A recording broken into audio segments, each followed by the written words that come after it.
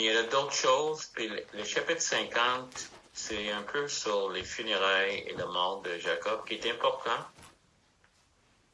Oh non, je sais pas. Je vais prier là-dessus. Ça se peut qu'on rentre en 50, ça se peut qu'on saute 50, puis on va avoir quelque chose de nouveau. Les choses que je voulais te demander, si on continue un Exode, est-ce que tout le monde voudra ça ou voudra-tu un autre livre dans l'Ancien Testament? Non. Non, c'est très bien ça. Oui, Exode, c'est beau. Moi, ça me va bien. Ça me va bien. Continuez. OK. Dans ce cas-là, on va exoder. OK? Oui. Donc, on va juste finir 50, puis on va continuer 400 ans plus tard. Comme ça, vous voulez laisser tomber tous ces beaux hommes, en effet, comme Zabulon, Issachar, puis les autres. Non, la plus grande chose, c'est que je veux les laisser à toi. Que tu peux le dire. Non, OK. Donc, non, t'as raison. Juste que je pensais qu'on arrêtait ça. Et ça se peut qu'on va regarder le fin de 49 et 50. Je vais voir aussi qu'est-ce que le Seigneur a à dire là-dedans. Amen. Comme je t'ai dit, je demande quelque chose toujours nouveau qui vient de lui. Donc, on va enregistrer. Et... Recording in progress. Donc, bonsoir. On est ensemble encore en train d'étudier. C'est notre réunion de mercredi soir où on est en train de regarder dans l'Ancien Testament. On est presque à la fin de le livre de Genèse et il y a beaucoup qui s'est passé. Puis, je ne vais pas le répéter encore. Mais là, on est arrivé à chapitre 49. Je saute certaines parties. Comme je dis, je glane dans ces chapitres-là. Pas tous les détails, mais les choses qui me frappent. Et je veux parler ce soir de Joseph. On a parlé beaucoup de Joseph. Mais dans ce dernier chapitre, Jacob prend le temps de prophétiser sur chacun de ses fils. Mais la plus grande prophétie qu'il donne, ou le plus grand discours qu'il donne, c'est sur la vie de Joseph. Et si on a lu Genèse, on commence à comprendre un peu pourquoi. Et je vais juste partager de quoi que ça me parle. OK? Donc, je vais demander à Denise de lire de 22 à 26, inclusivement. 22 à 26. 50, 22 à 26. Non, 40 et 49. Oh, excuse-moi. C'est dans 49. 22 à 26. Joseph. OK. Joseph est le rejeton d'un arbre fertile. Le rejeton d'un arbre fertile près d'une source. Les branches s'élèvent au-dessus de la muraille. Ils l'ont provoqué, ils ont lancé des traits. Les archers l'ont poursuivi de leur haine. Mais son arc est demeuré ferme, et ses mains ont été fortifiées par les mains du puissant de Jacob. Il est ainsi devenu le berger, le rocher d'Israël. C'est l'œuvre du Dieu de ton Père qui t'aidera. C'est l'œuvre du Tout-Puissant qui te bénira. Des bénédictions des cieux en haut, des bénédictions des eaux en bas, des bénédictions des mamelles et du sein maternel. Les bénédictions de ton Père s'élèvent au-dessus des bénédictions de mes pères, jusqu'à la cime des collines éternelles. Qu'elles soient sur la tête de Joseph, sur le sommet de la tête du prince de ses frères. Alléluia. Oh, Seigneur, tu inspires et ce que tu inspires est tellement poétique et profond et qu'un homme est juste en train de parler. Mais qu'est-ce qui sort de lui? C'est vraiment ta parole en train de bénir quelqu'un, mais en même temps révéler qui tu es et qu'est-ce que tu fais envers nous. Encore, on veut juste te dire que merci que tu as inclus ces chapitres dans le début de tout le pays d'Israël. Et merci ce soir, Seigneur, que tu as parlé de juste Jacob et la bénédiction qui est donnée à Joseph. Seigneur, aide-moi à juste transmettre ce que tu veux dire par le nom de Jésus.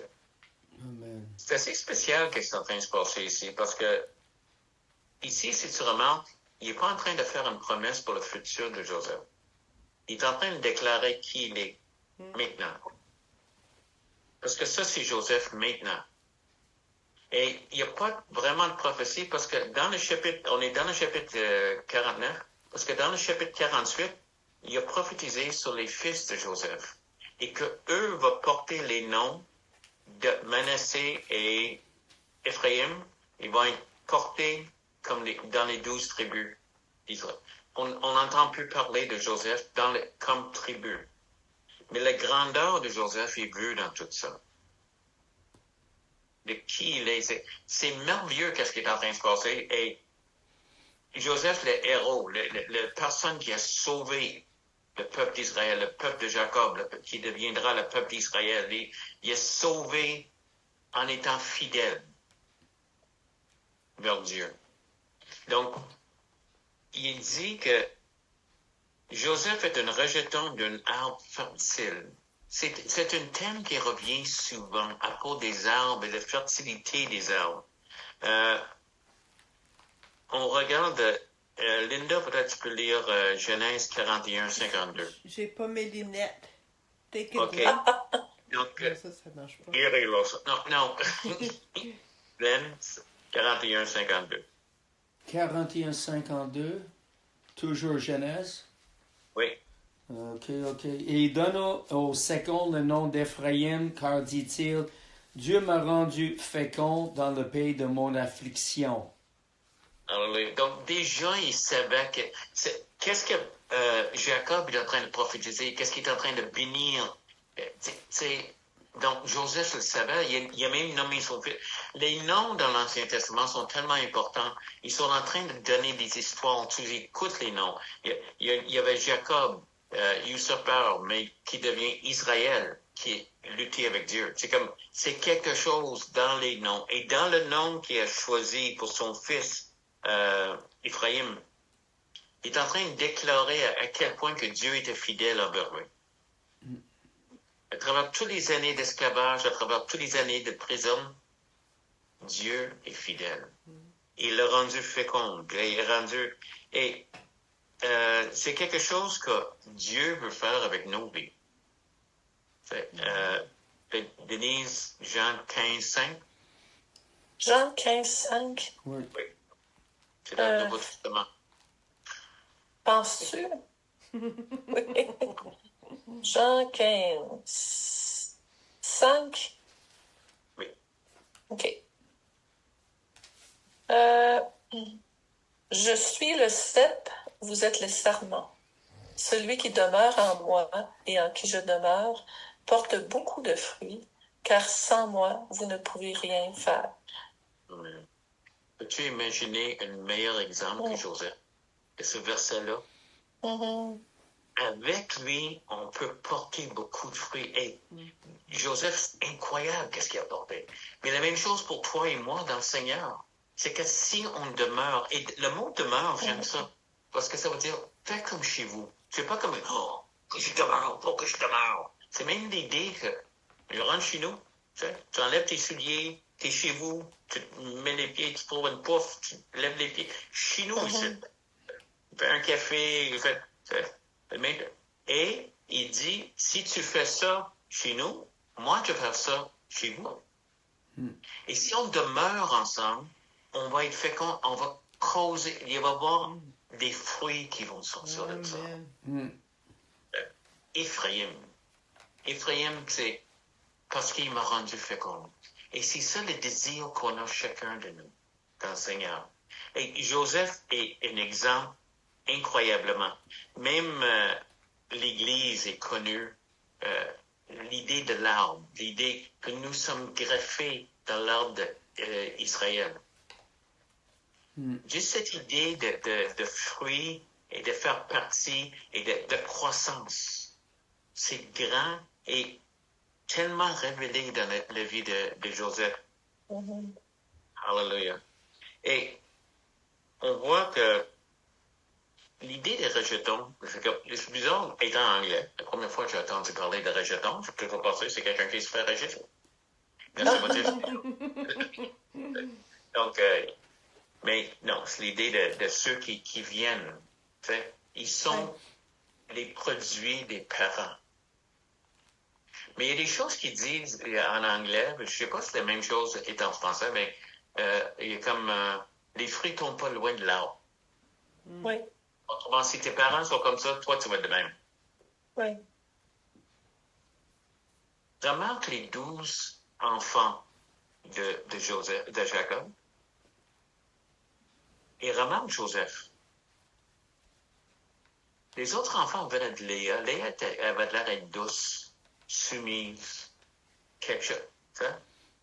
Mais les autres n'agissaient pas comme ça. Ils ont pris leur frère et le jeté dans un trou. Et leur frère qui était de Rachel, et Rachel n'était pas douce et soumise. S'il y a quelque chose, elle était croche un peu. Elle a volé les idoles de son père. Il a fait de différentes choses. Elle était toujours fâchée parce que sa sœur a eu des bébés sans qu'elle. Puis, tu sais, toute son attitude. Et Joseph a grandi avec elle. Mais les rejetons ne sont pas nécessairement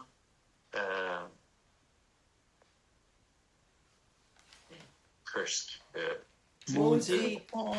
Maudits à être comme leurs parents. Même si tu regardes un peu Jacob, il est toujours un peu croche à travers toute son histoire. Mais il n'y a rien de croche. Et tu vois l'histoire de Joseph, cet homme est droit. Cet homme, c'est simplement ça. Voici qui je suis Dieu. Je suis un enfant de Dieu. Et quand tu connais, il joue pas des tours, il essaie pas de manigancer les choses pour que les choses vont bien pour lui. Il accepte où qu'il est, et où qu'il est, il est devenu le meilleur des serviteurs. Et éventuellement, il a régné le deuxième plus haut en Égypte. Mais la raison de ça, c'est parce que lui, l'individu, connaissait son Dieu. Il y a une chose qui est toujours dit comme chrétien. Nous sommes enfants de Dieu. Et mon fils, qui accepte le Seigneur, est enfant de Dieu. Pas un petit enfant. Chacun a cette relation.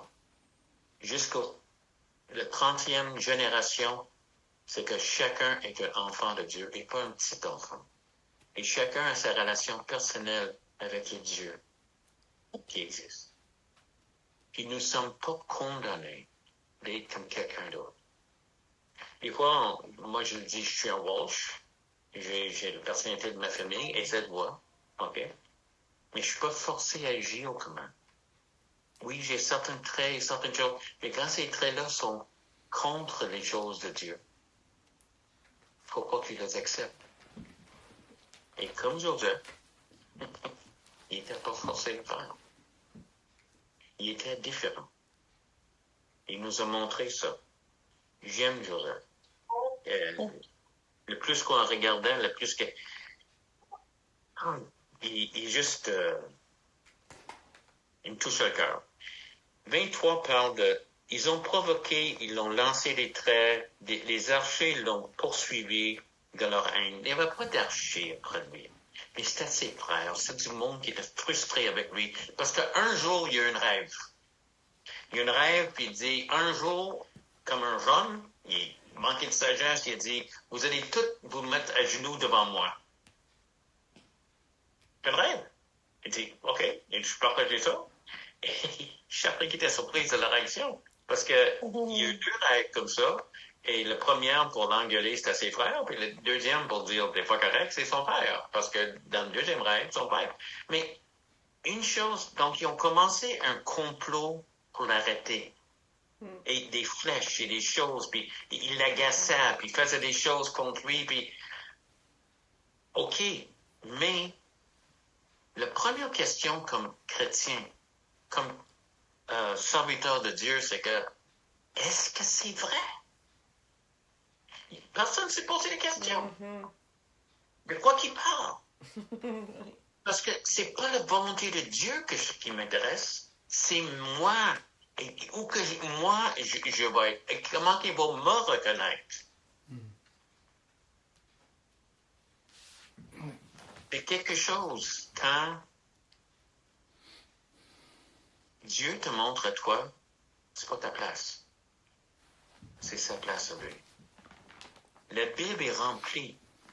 Je ne vais pas le lire, le verset, mais ça dit en Jean 12, 10 à 11, que les chefs religieux ont décidé de tuer Lazare. Qu'est-ce que Lazare était? La preuve que Jésus-Christ était Christ. Parce qu'il était ressuscité des morts. Leur réaction, on va le tuer. Toute la vie de David, il y a une série qui se passe à la télévision, je t'encourage à le lire. Il y a Saül. David est choisi par Dieu et Saül, il s'empêche. On va l'arrêter. Laisse faire la volonté de Dieu. Même Hérode a eu une prophétie d'où sera né le Messie. Ils ont dit à Bethléem, il a décidé de tuer tous les bébés contre la volonté de Dieu. On peut tuer plus stupide que ça. Mais on veut tellement des fois. Ses frères, ils n'ont pas posé la question, c'est-tu Dieu qui parle? Non, la réaction, c'était complètement le contraire. On l'a vendu. Et dans tout ça, Dieu l'a pris, puis il a gagné. Comme il a gagné avec David, comme il a gagné avec Jésus, même si le monde entier s'est mis contre eux. Dieu savait quoi faire. C'est pas qu'il contrôle le sens que chaque petite manière que nous sommes en train de décider, parce qu'il veut pas ça. Mais si on prend une décision, il est prêt à faire quelque chose avec ça. Ça, c'est notre Dieu. Et qu'est-ce qu'il veut faire? C'est bénir chacun sur terre. Donc, il y a des Joseph qui sont choisis. Il y a des personnes choisies de Dieu avec des ministères particuliers. La plus grande chose, c'est les laisser faire. Je trouve ça triste que dans le corps de Christ, c'est facile de lancer les dards. Juste essayer d'abaisser quelqu'un.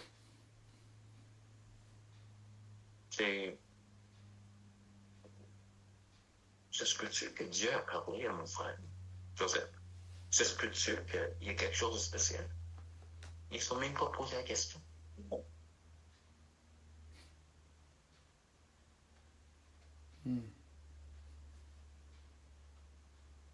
Mais Joseph est, verset 24, ferme et fidèle.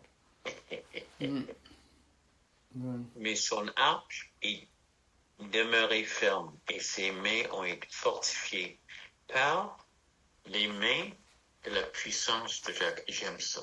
J'aime ce nom de Dieu-là, la puissance de Jacob. Ouais. Chacun, comme on a en Genèse 26, 42, on a le Dieu d'Abraham. Il est le Dieu d'Abraham. On a 31, 42, ça dit, il est la crainte d'Isaac. Maintenant, c'est la puissance de Jacob. En français, ça va dire Isaac le craint. Mais c'est pas ça qu'il est en train de dire. Le mot original, c'est que le crainte de Jacob. C'est le nom de Dieu. Amen. J'ai pas compris ce que tu viens de dire. J'ai pas compris. Les trois patriarches, les trois Abraham, Isaac et Jacob avaient un nom pour Dieu comme la puissance. Jacob, c'est la puissance. Isaac, c'était connu dans 31, 42, la crainte d'Isaac. La crainte? La crainte. OK. Le fear. Oui, Isaac. Puis, le Dieu d'Abraham. Il dit, ça c'est le Dieu d'Abraham. Mais chaque nom avait... Mais il y a du monde qui disait, mais tu vois, il parle de trois différents dieux. C'est pas ça. C'est Dieu toujours en train de se révéler. Puis, qu'est-ce qui arrive, c'est que la crainte, c'est le commencement de sagesse. Pas vrai? Crainte de Dieu. Du Seigneur, oui. Donc, chacun a une révélation de qui est l'Éternel dans leur vie. Oui. Mais j'aime celle-là. La puissance de Jacob. Ça, c'est mon Dieu. Donc, c'est ses mains, et c'est comme s'il met ses mains sur, tu sais, il est là. Il tient son arc, puis Dieu met sa main sur. Et c'est la force de Dieu. Tu as déjà vu du monde en train de montrer à quelqu'un d'autre comment faire un sport ou quelque chose. Ils mettent leurs mains, mais c'est vraiment eux autres qui sont en train de faire. Mais c'est ça qui est en train d'arriver. Et l'arc, ici, encore, c'est symbolique. C'est pas un vrai arc, mais les attaques qu'il a reçues étaient aussi puissantes que s'il avait lancé des flèches contre lui. Et la réponse de Joseph était aussi puissante aussi. Et c'est fort, parce que la réponse de Joseph n'était pas contre ses frères. La réponse de Joseph, c'est d'obéir à Dieu et faire ce que Dieu demandait. Et c'était fort. Comme c'était la main de Dieu qui était sur lui. Alléluia. Et donc, il est ainsi devenu le berger. On a déjà regardé le berger dernièrement, mais on parle de Dieu ici. Que Dieu est le berger d'Israël. Amen. Puis le rocher d'Israël. Solide. Sous lequel on bâtit notre maison. C'est l'œuvre de Dieu, verset 25, de ton Père qui t'aidera. C'est l'œuvre du Tout-Puissant. J'aime ça. El Shaddai. El Shaddai. Celui qui est plus qu'assez. El Shaddai. Ça, c'est le mot qui est utilisé ici pour Tout-Puissant. Qui te bénira des bénédictions des cieux en haut, des bénédictions des hauts en bas, des bénédictions des mamelles et des seins maternels, les bénédictions de ton Père, s'élèvent au-dessus des bénédictions de mes pères à cause de Joseph. Plus grand que Isaac et même Abraham. Ces bénédictions-là sont élevées. Parce que Joseph est Joseph. Un homme fidèle qui a demeuré. Et celui qui est El Shaddai, plus qu'assez, le berger qui avait besoin, le rocher qui avait besoin. On voit, j'ai envoyé une liste de les noms de Dieu à tout le monde. Et pas le temps de le faire ce soir, mais on voit chacun qu'un nom de Dieu est révélé. C'est un autre aspect de qui est Dieu. Et dans ces noms ici, c'est d'autres aspects de qui est Dieu. Qui est le Dieu qui était avec Joseph? Même pendant qu'il était en prison, même pendant qu'il était esclave.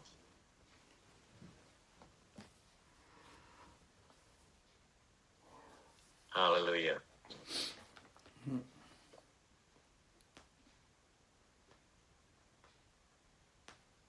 Jusque le cime des collines, c'est cime, hein, des collines éternelles, qu'elle soit sur la tête de Joseph, sur le sommet de la tête du prince de ses frères.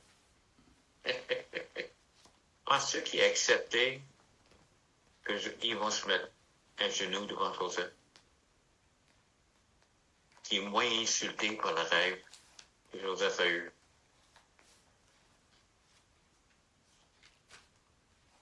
Qui est dans une famine, en train de crever, et maintenant, tu es dans le pays de Goshen,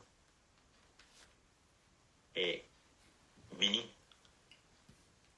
Oui. Donc, le rêve était vrai, et même après toutes les attaques qu'il a reçues contre lui, Joseph a demeuré fidèle. Et à cause qu'il était fidèle, Israël était sauvé. Qu'est-ce que ça va faire avec nous? Bien des choses. Il y a une liste. Mais la plus grande chose, fidélité. El Shaddai est de notre côté.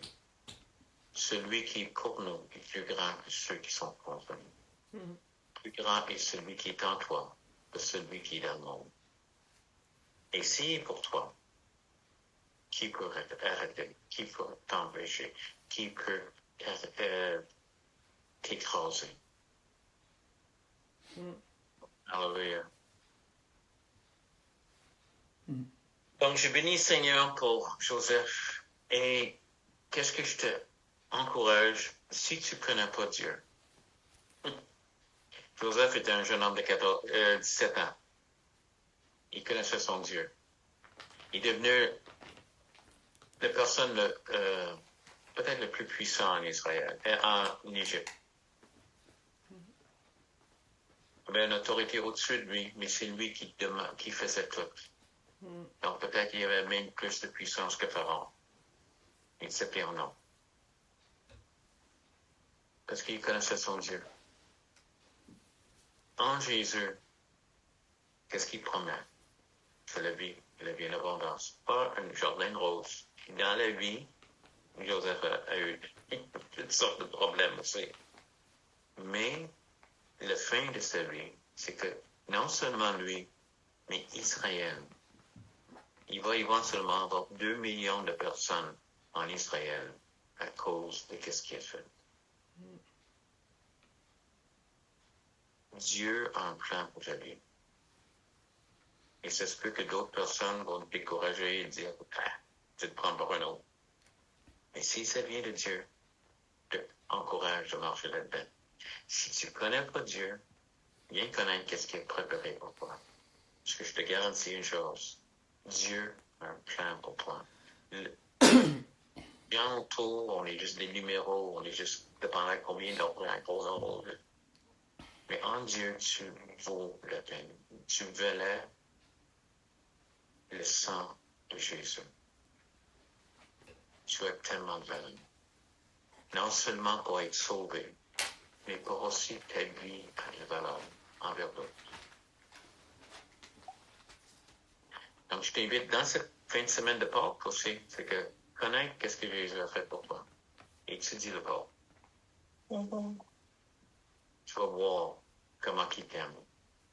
Et si tu es chrétien, tu as le même Dieu que Joseph. Mais El Shaddai est avec toi. Qu'est-ce qu'il ne peut pas faire? Qu'est-ce qu'il ne peut pas changer? Le plan est mis.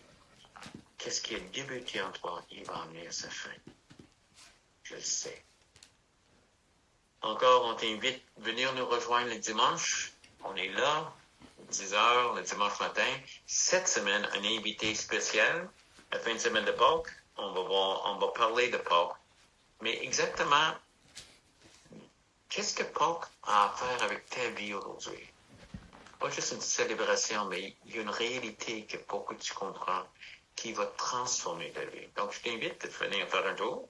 4458 M, des Bosquets, Saint-Augustin de Desmaures, une banlieue de la ville de Québec.